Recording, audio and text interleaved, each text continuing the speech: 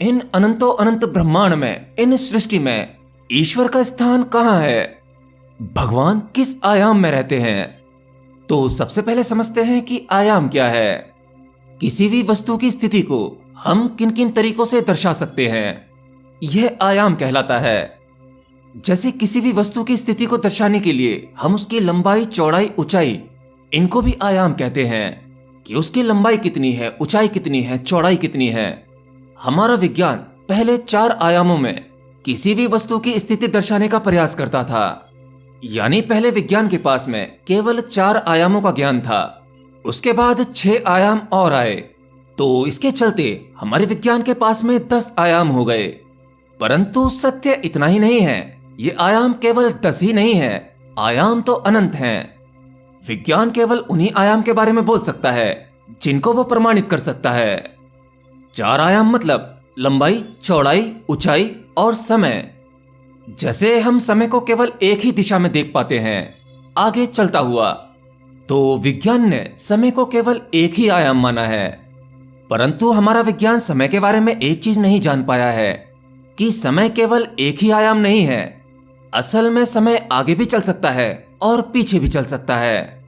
तो जिस प्रकार से किसी वस्तु की ऊंचाई, लंबाई, चौड़ाई होती है, उसी प्रकार से समय के भी कई आयाम होते हैं।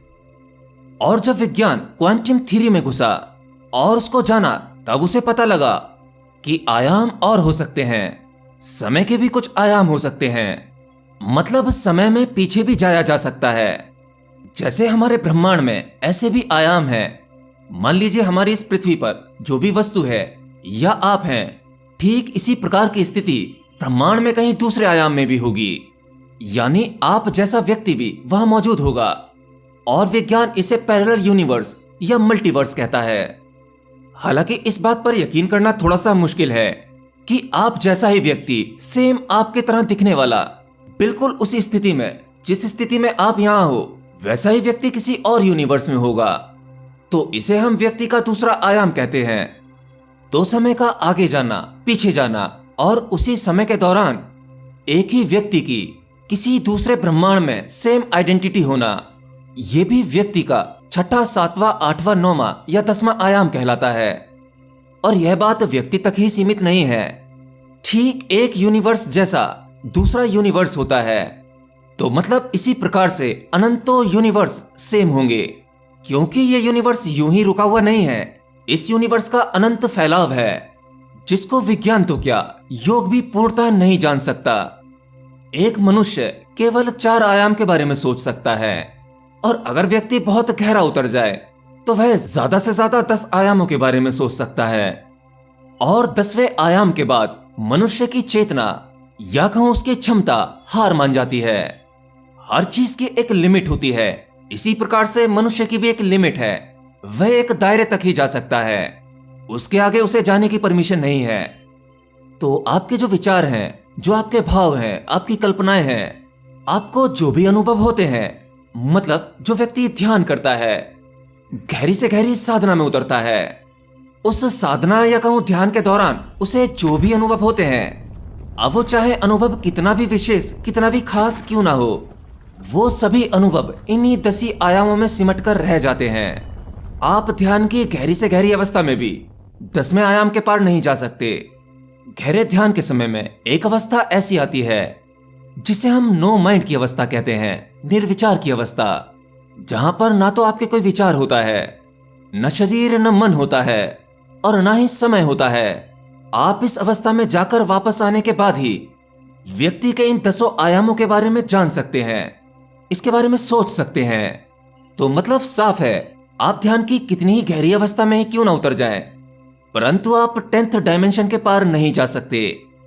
परंतु अगर आप उच्च चेतना को प्राप्त हो जाओ, आप ऊंची चेतना में चले जाओ, तब आपके लिए कुछ और आयामों के द्वार खुल जाते हैं। और ऐसे कुछ योगी हुए हैं जो इस अवस्था को प्राप्त हो चुके हैं। जैसे बात अगर भगवान बुद्ध की जाए, तो वो ध्यान की गहरी से गहरी अवस्था को भी पार कर चुके थे और उन्होंने उच्च चेतना को पा लिया था, जिससे इस प्रकार के व्यक्ति के लिए 10वें आयाम के बाद भी बाकी सभी आयामों के द्वार खुल जाते हैं। और भगवान बुद्ध केवल एक ही व्यक्ति ऐसे नहीं थे, ऐसे और भी सिद्ध पुरुष थे। इनके बारे में मैंने केवल एक उदाहरण दिया है। अभी हाल ही में मैंने एक वीडियो देखी जिसमें बताया गया कि ईश्वर 11वें आयाम में है। कुछ कहते हैं कि ईश्वर 12वें आयाम में है। श्री कृष्ण जी का वैकुंठ धाम भी किसी आयाम में है। अरे भाई, एक सामान्य मनुष्य की बुद्धि केवल इस बारे में अंदाजा लगा सकती है, परंतु यह सत्य नहीं है। सत्य तो कुछ और ही है। अगर विज्ञान या आप ईश्वर को इतनी आसानी से जान लेंगे तो वह ईश्वर भी झूठा होगा, क्योंकि अनंतो अनंत आयाम केवल 11-12 नहीं है, ये हजारों आयाम हो सकते हैं। यह सभी आयाम परिवर्तन का हिस्सा हैं। यह समय में ही घट रहे हैं। हाँ, समय बेशक अलग अलग हो सकता है, परंतु जहां आयाम है वहां परिवर्तन है, और जहां तक परिवर्तन है वहां ईश्वर हो ही नहीं सकता। ईश्वर तो सभी आयामों के पार, सभी परिवर्तनशील सत्ता के पार की अवस्था है। जब शब्दों में हम परमात्मा की व्याख्या करते हैं, उसके बारे में बताने का प्रयास करते हैं, तो ईश्वर भी बड़ा छोटा सा मालूम पड़ने लगता है। ऐसा प्रतीत होता है कि एक ना एक दिन तो हम इसे पकड़ ही लेंगे, उस परमात्मा के बारे में जान ही लेंगे।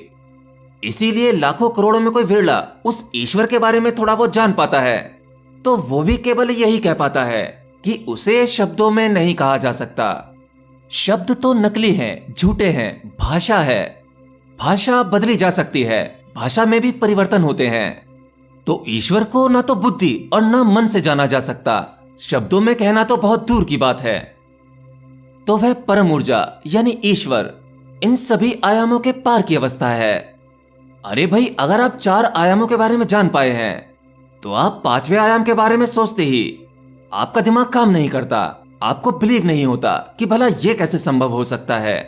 समय में आगे और पीछे कैसे जाया जा सकता है। हाँ, जिसे हमारा विज्ञान टाइम ट्रेवल का नाम देता है।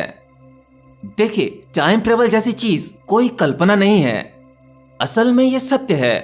क्योंकि मनुष्य जिस सीमा तक कल्पना कर सकता है वह सब कुछ संभव है। हाँ, वो बात दूसरी है कि आज हमारे पास में वो तकनीक नहीं है, पर विज्ञान आज कहता है कि हाँ, समय में यात्रा करना, समय में पीछे जाना और आगे जाना संभव तो है।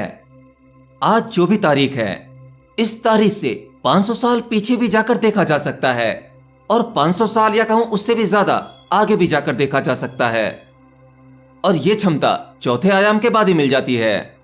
और समय ये कोई छोटी चीज नहीं है, क्योंकि समय के बहुत से आयाम हैं, और ये सभी अनंतो अनंत आयाम, इनका होना केवल परमात्मा की वजह से है, परंतु परमात्मा इन किसी भी आयाम में नहीं है। ठीक उसी प्रकार से जैसे हमारी आत्मा इस शरीर को संचालित करती है, मन और शरीर इस आत्मा की वजह से ही कार्य करता है। शरीर को दर्द होता है, मन दुखी होता है, मन प्रसन्न भी होता है। हमारे भीतर कई विकार होते हैं, बहुत सी अच्छी बातें होती हैं, बहुत सी बुरी बातें होती हैं, परंतु इस शरीर के भीतर विराजमान वह आत्मा इन सबको चलाने का कारण बनते हुए भी इन सबके पार है, इन सभी विकारों से अछूती है। वह स्वतंत्र थी, स्वतंत्र है और स्वतंत्र ही रहेगी। आत्मा को कोई बंधन नहीं बांध सकता। बंधन सभी शरीर और मन के होते हैं, और यही वो अज्ञान है जिसकी वजह से हमें आत्मा का ज्ञान नहीं हो पाता। यह अज्ञान गिरते ही आप जान पाते हो कि आप पहले से ही स्वतंत्र थे, अजन्मे थे और निराकार थे। तो आप अपनी बुद्धि और दिमाग से यह बात निकाल दें कि वह ईश्वर किसी आयाम में होगा, और हजारों सालों बाद आप उसे ढूंढ लेंगे। यह कभी संभव नहीं होगा। वह तो सभी आयामों के पार है।